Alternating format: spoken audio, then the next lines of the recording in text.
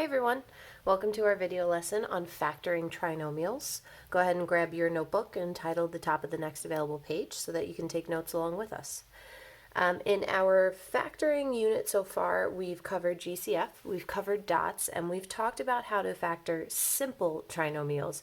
But I'm going to show you a method today that works for all trinomials if they can be factored. So if you remember in our last lesson, we were only dealing with those trinomials that started with 1x squared. Well, what do we do if we have a problem that starts with something else? So let's dive right into it. The first example that we're going to do is 2x squared plus 13x plus 15. Now, I'm always going to recommend check for a GCF first. If there's a common factor and you can pull it out, that might leave you with a simple trinomial left over, and then that can be factored the quick way that we did in our previous lesson. But in this case, 2, 13, and 15 don't have a common factor.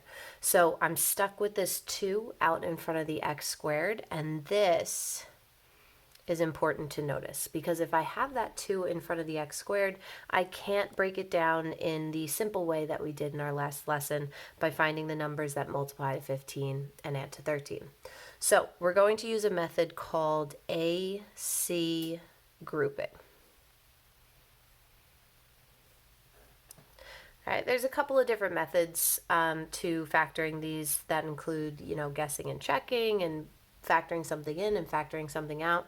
And if you find something else that works for you, by all means, go for it. In my experience, though, this is the easiest to follow. And once you get the hang of it, it'll work, like I said, for all trinomials, no matter what that first coefficient is. Okay, so the first part of AC grouping is to actually find what A times C is. So remember, A is the number in front of x squared, then we've got B in front of x, and then we've got C, which is the constant on the end. So if I take A times C, in this case, I'm going to get 30. And similar to our last lesson, I'm going to try to figure out what numbers multiply to positive 30. And you guys know me, I like to list out my thought process and keep myself organized. So I might look at 1 times 30, 2 times 15, 3 times 10, and 5 times 6. So I've got all the positive numbers listed, but obviously I could also use -1 times -30 or -2 times -15. That will also give me a positive 30 product. Okay, so what we're going to do here with our list is we're going to find the row that adds up to the positive 13 that we have in our B term, and that would be the 3 and the 10 added together.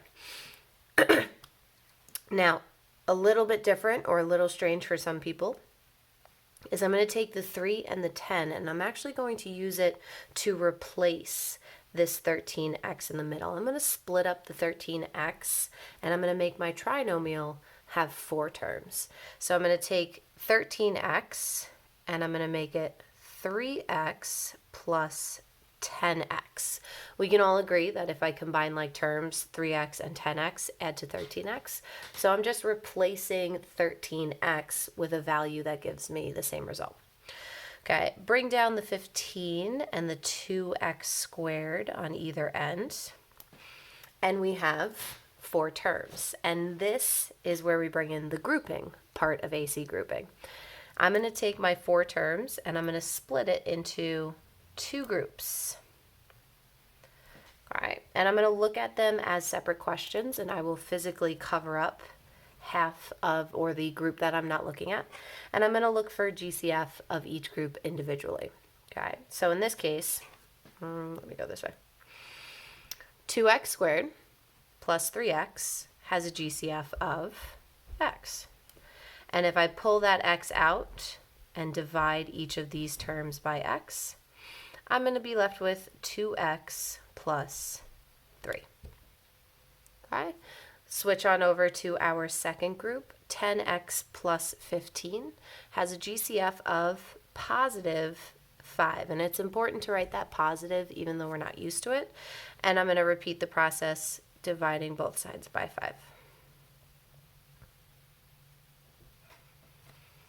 Okay, So that's the grouping portion of it, taking two terms at a time and looking at them as separate groups. And now if I look at this entire line here, it's hard to picture, but this is actually two terms.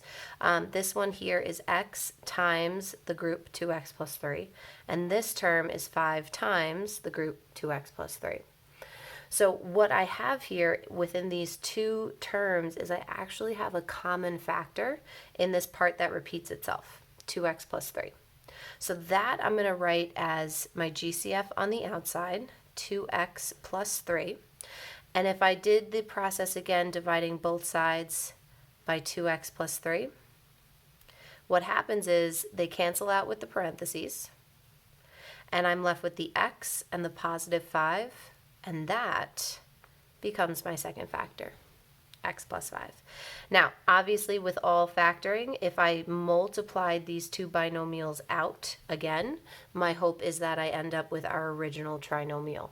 But when they ask for factored form, I'm looking for this. Okay? So in our AC grouping process, step number 1, multiply A times C. We're going to split the middle term, also known as B. Okay, and then we're going to group and GCF. Okay, that's when we take our four terms, we look at the first two, find the GCF, the second two, find the GCF, and then overall find what they have in common again. So let's go through a couple more examples just to get the hang of it and make sure that we're aware of what to do in special situations. Okay, example number or practice problem number 1 is going to be 3x squared minus 11x minus 4. Feel free to try this on your own. If you pause the video, you can try it and then come back and see if you get the right answer. But I've got a trinomial here. I've got something in front of x squared, so I don't have my shorthand factoring method to use, and I don't have a common factor between 3, -11, and -4. So let's start our AC process. Multiply A times C. That would give me -12. List out all the numbers that multiply to -12, or list out as many as you need until you find the ones that add to -11. So if I start with -1 times 12, I'm pretty close. Those two add to +11. So if I switch the signs and use +1 and -12, there's my group that adds to -11. So I'm not even going to bother listing things like -3 and +4 or -2 and +6. I found my magic numbers. So I'm going to split our middle term. Instead of -11x, it's going to become 1x minus 12x. And I'm going to bring down the 3x squared and the -4 from either side. Now the cool thing about this method is it really doesn't matter what order you put these two in. If you wrote it down as -12x plus 1x, we'll get the same answer at the end. The work in between though might just look a little different. All right, so now we get on to the group and GCF step. So my first group is 3x squared plus 1x, and those have a GCF of x. So let's pull out the x, divide both terms by x, and I'm left with 3x plus 1. Okay, my second group is the -12x minus 4, and hopefully you remember from our GCF lesson, if the polynomial starts with a negative, factor out that negative. So -12x and -4 have a GCF of -4, and when I divide both of those by -4, be careful with your signs, you get 3x plus 1. Okay. Long polynomial chain here, but what they have in common is the 3x plus 1. And when I divide both terms by that 3x plus 1, the other factor is made up of what's left over or what's on the outside. So x minus 4 is my other factor. Okay, one more practice problem. Number 2, 5x squared minus 7x minus 2.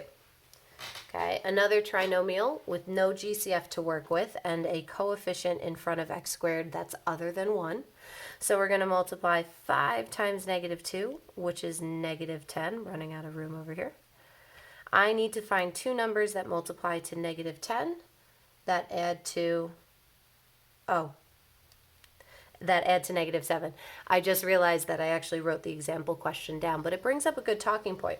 Okay, if I want to find two numbers that multiply to negative 10, I might use 1 and negative 10, or negative 1 and positive 10, negative 2 and 5, or positive 2 and negative 5. And none of those would add up to the negative 7 that we want.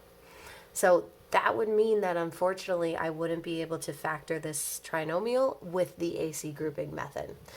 So instead of jotting down the word prime and leaving this video where it's supposed to be, let's fix the question to what it was supposed to look like, which was a positive 2 at the end, which would make me want to look for numbers that multiply to positive 10, and hopefully you figured out that that's a lot easier.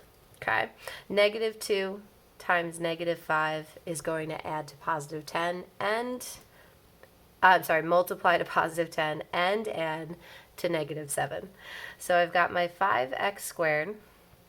My negative, I'm going to actually switch these two because I noticed that 5 and negative 5 have something in common already. So negative 5x and negative 2x bring down the plus 2, and now I have 4 terms that I can group. So my first two have a GCF of 5x. Dividing that out, I'm going to get x minus 1. Don't forget, when things look like they cancel out, it's because they divide to 1. And my second group, again, starts with a negative. Make sure you factor out the negative, and they have a common factor of negative 2. And when I divide both of these by negative 2, I'm left with x minus 1. Okay, so last step is just to find the factor that they have in common, which is x minus 1. And the pieces that are left over or on the outside, which make up my second factor, 5x minus 2. Okay, it's a process and there is a bit of work involved, but like I said in the beginning, once you get the hang of it, the great part about this method is it can be used for any trinomial, even the ones that have a 1x squared in front that we learned about in our last lesson. Okay, either way, bring in all your questions to class tomorrow. We'll practice with this and then we will move on. Have a great day, guys. See you in class.